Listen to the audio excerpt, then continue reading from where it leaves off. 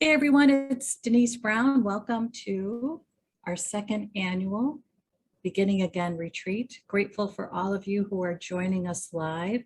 We want this to be an interactive event for you, so feel free to share in the chat. And as we go into the panel discussions, you are welcome to unmute and share any insights or questions or experiences that would be helpful. So our presenters are going to present for 25 minutes, and then we're going to move into panel discussions, and those will last about 50 minutes. We're going to take regular breaks, but please do what you need to take care of yourself today during our retreat. We are grateful for this opportunity to be with you, and we are grateful that you are here with us. Okay, so our first presenter is Bobbi Carducci. Bobbi is one of our certified caregiving consultants. She's also an educator. She is the co-host of Roger That podcast with her husband, Michael, and she cared for her father-in-law. And she's going to share how we can make ourselves the priority. Okay, take it away, Bobbi. Okay, thank you everybody for being here today. I appreciate everything that you do. I always learn when I hear from you. And I guess we'll get started. I'm going to share my screen here.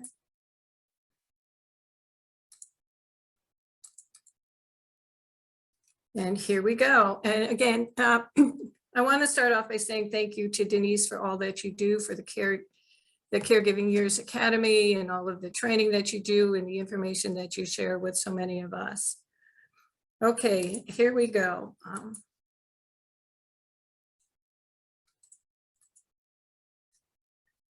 Before you begin anew, take care of you. And I know that one of the things that caregivers are often deprived of during their care years is sleep and rest. So I love this image of this innocent sleeping baby here. And at the end of my caregiving years, I had said to my husband, as Roger was definitely reaching that stage, once he's gone and we get through the worst of the grieving, I need to take a month off and sleep until I wake, eat until when I'm ready. I didn't want any schedules. Now I was able to do that because it was just the two of us, but not all caregivers can do that. But I want to encourage each and every one of you to rest the best that you can. If that means taking 10 minutes through an hour just to slowly breathe, but make yourself a priority when it comes to resting, because we are emotionally and physically depleted so often during the caregiving years. And rest may look very different to you than it does to me, but I encourage you really to just take as many moments as you can, because you put yourself last for so long.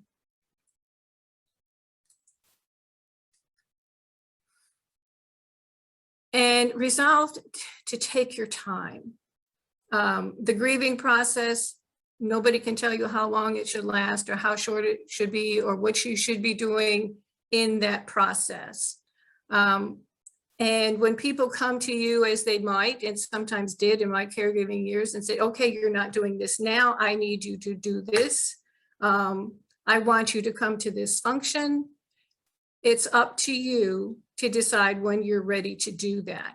And it's okay to say no. We have been for so long, responding to the needs of other people. And for many of us, it's difficult to say no. But this is your time. And again, it's part of that whole rest process to let your body, your emotions, your total being decide what works for you at what timeline. And don't do anything that you feel is going to take you out of that process of regaining who you are.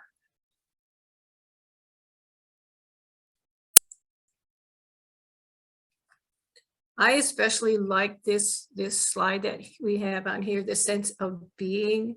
And hopefully maybe we can have a little bit of discussion on this, so I'm not doing all of the talking.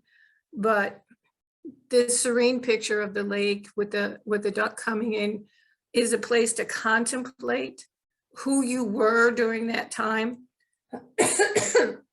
Caregiver, daughter, spouse, washerwoman, bather, nurse, whatever, and consider all of the things that you did during that time period and relate that to who you've become, because there's no way that we can spend years as a caregiver giving everything to our caree and our families and our children and not being changed by it. So consider who you've become, the strengths that you've gathered, the knowledge that you've gathered during this time period, and celebrate that. For some of us, it's really hard to change, but if we look at what we've learned and how we've grown and celebrate that. And then take a few moments, or as long as you want, to consider who you want to be. And now as this changed individual and how you've grown, and consider what your needs are and what you want to do. Does anybody have any thoughts on that? Who you were or who you become in that time period?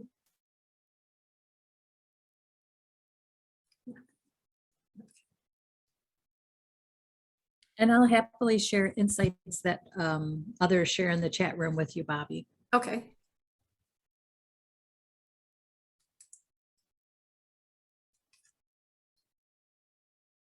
And take some time to enjoy yourself. You know, Kermit here is having his wonderful cup of tea. Tea is one of the things that I often turn to when it's not appropriate to turn to wine. But, you know, during your caregiving years, you may have skipped meals. You may have eaten on the run. You may have eaten a lot more fast food than you normally would. So take the time to sit down, enjoy your food, savor the flavors, cook if that's what you like to do. And like I mentioned, drink, you know, have your tea, have your water, have your bubble tea, have your glass of wine, whatever it might be, and savor it. Sit down, think about it, what it tastes like, what it looks like, what it smells like. All of this brings stress relief to you, helps you enjoy the moment. Humor, of course, absolutely. Watch funny videos, watch rom-coms if that's what you like. Tell jokes, invite kids in. You know, I often text my granddaughters who live out of state with puns, and then they get back to me, those kind of things. When you're ready, spend time with your family, because so much of us, you know, I see all the time on caregiver support groups, people are kind of resentful, as I often was, that families out there having gatherings, having fun, and I can't participate. Well, now I can. But when you're ready, and if the group is too big, don't go. If it's too small, don't go. If there's somebody that you don't like and don't want to interact with, don't go. But if it's something that you're really going to enjoy, please do that. Reading is something that I always enjoyed. I start everyday reading. I end everyday reading. Many times throughout my life, even before my caregiving years, when things were difficult, I used reading to escape, to go into another world, to enjoy what other people were doing, or to get some satisfaction out of seeing somebody was having a rougher time than I was, but just to go into another world. And the last thing on the list, but which I think is really important, is to do nothing. Enjoy doing nothing. Sit, listen to the birds, listen to your own mind, exploring the world around you in a way that you hadn't had time for before. But the real clue to this slide and this information right now is to enjoy the world in a way that you haven't been able to while you're busy caring for other people.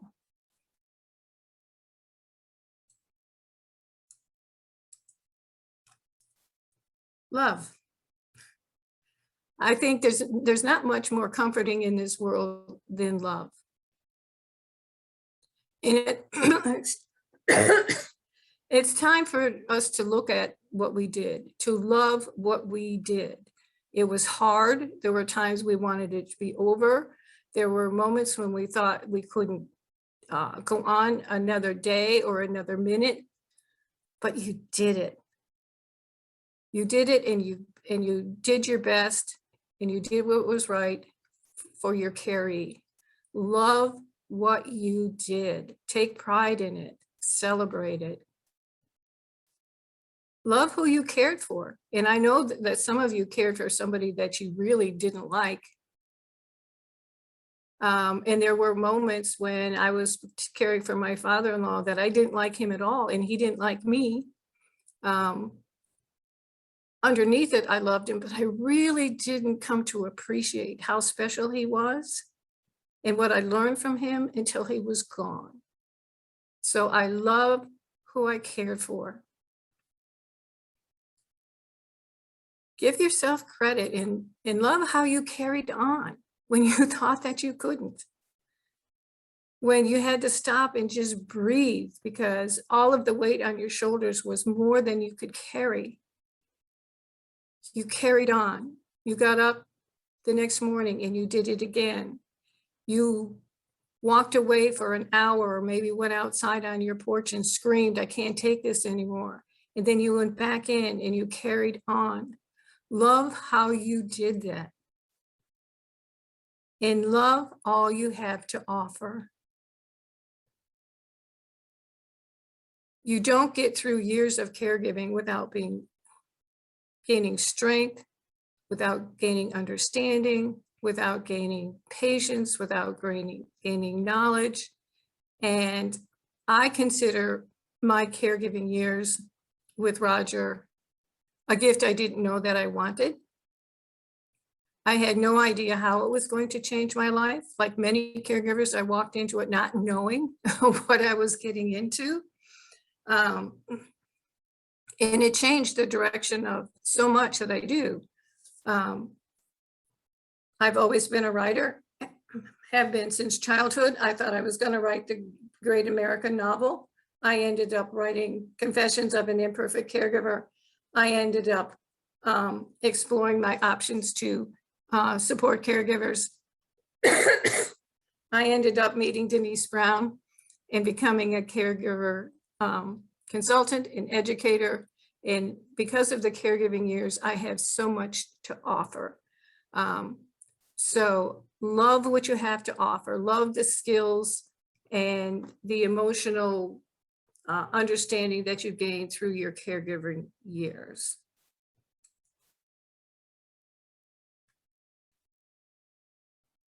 Receive, open the door to friendship. So many of us in our caregiving years, our friends have dropped off. They stopped calling, they stopped coming by. We miss the opportunities to be out socializing and making new friendships.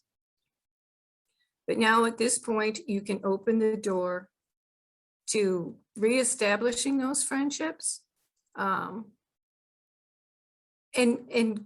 making new connections with people. For many of us, we spent a lot of time in our homes caring for our caree. We were not out in the community. And while it's difficult now with COVID and the restrictions, we are able to socialize more than we were in the last year and also through Zoom meetings. So open the door to that. Open the door to thanks. That was one of the things that was hard for me. You know, when my husband would say, I feel guilty for all you did. Thank you so much. And it seemed to me that it wasn't thank you worthy, but it truly was. Open the door to the appreciation of the people who do and did recognize what you did for your caree. And open the door to invitations. And again, this social thing, it depends on what you're comfortable with. Some of us, like myself, I'm a true introvert. I used to joke before COVID came along that if it weren't for the presentations that I do, I'd never leave my house. Well, guess what? For a year, I didn't leave my house. And now I'm ready to step out. So open that door to invitations, be selective, only do what you want, but do what fills you with joy and comfort. And open the door to acceptance for what you feel you did right and the things that you wish you had done differently. Open the door to acceptance if you don't ever want to do this again. Open the door to acceptance of opportunities to do this again. Open the door and let life in again at your pace.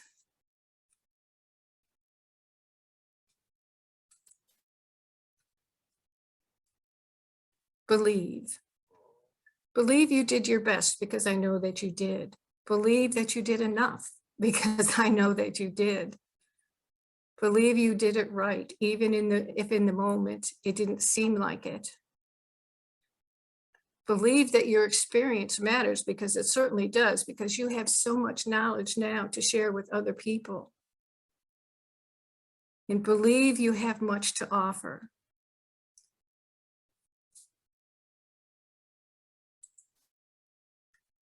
Achieve. Here we go. Decide what it is that you want to do now, what will fulfill you as you begin again. And then make a plan. It could be a simple list of things that you want to do, and then break that down into the steps that you want to take in order to get there. And then take that first step. It's scary, but the door's open. And take that first step. And it might be finding Denise, taking a workshop, attending a conference, starting a book, going to the gym, whatever it might be. And then soar. Let it happen. Enjoy the moment. Step out into the world again and understand that this time it's for you.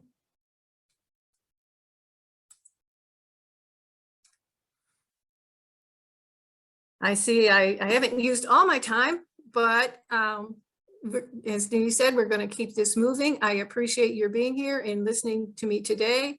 Up on the screen is my website, my Facebook, my Twitter, and a link to Roger That, the podcast dedicated to guiding you through the heavy haze of dementia. Thank you so much for listening today. And if you have any questions, I'm sure that Denise will pass them on to me. And let's go forward. Actually, I have a question for you, Bobbi. I wonder if you could tell us the words that you used to prompt us to reflect. Love. I'm not sure I understand the question. Yeah, so in each of your slides, you had a word and then. Oh, that was the priority wheel. Okay, yeah, so tell us those words. Okay, so love. Oh, okay. Let's see.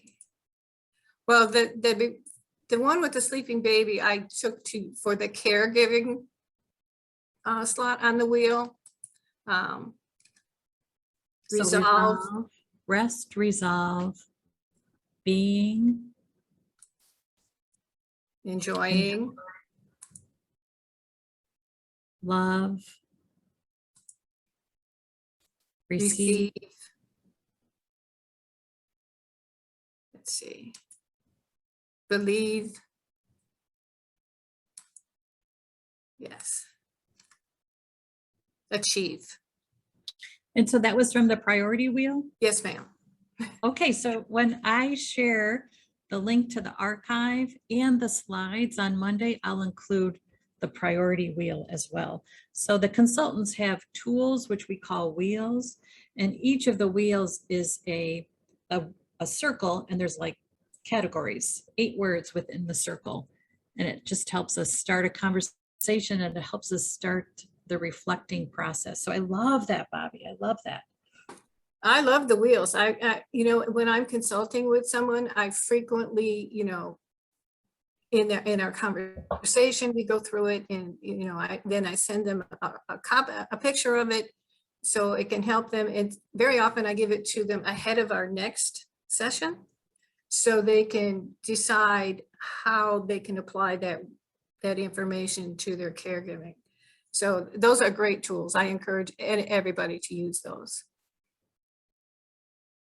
Okay, so let's move into our panel discussion. How